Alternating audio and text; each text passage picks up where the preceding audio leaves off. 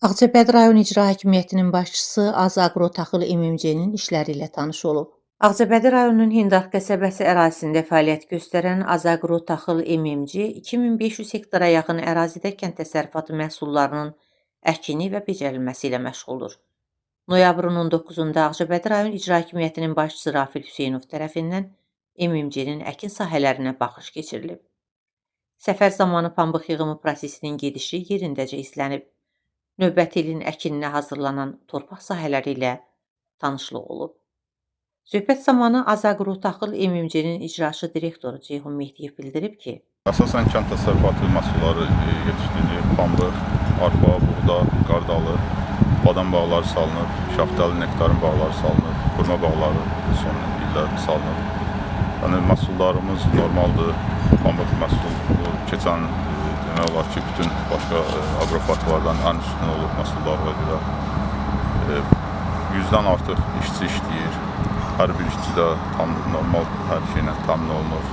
Günorta yeməyi, bütün hər şey onlara lazımlı şəraitlər yaradılır bütün işçilərimizə. Təsərrüfat üçün ən ideal nələr varsa, texnikalar, hər şey təmin olunur. Bugünkü gündə tələb olunan hər şey yüksək səviyyədə təmin olunubdur. Pambıq məhsullarımız əsasən Türkiyə, İran, Pakistan, dünya ölkələrinə çıxır. Nəzərdə tutulub bu meyvə bağlarına, Rusiya, Ərəb ölkələrinə çıxışı olacaqdır. Badam məhsullarımız Rusiya və başqa ölkələrə çıxır. Həmçində başqa gələcəkdə nəzərdə tutulan layihələr var. Bəzi meyvələrin qurdurulması və başqa xarici ölkələrə istehlak olunması. Görülən işlər kənd təsərrüfatının inkişafı istiqamətində atılan mühüm addımları və məhsuldarlığın yüksəldilməsinə yönələn məqsədyönlü tədbirləri əks etdirir.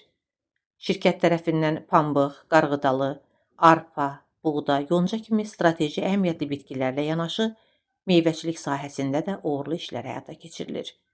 Belə ki, müəssisəyə məxsus ərazilərdə badam, şaftalı və xurma bağları salınıb. İcra başçısı burada yeni salınmış bağ sahələri ilə də tanış olub.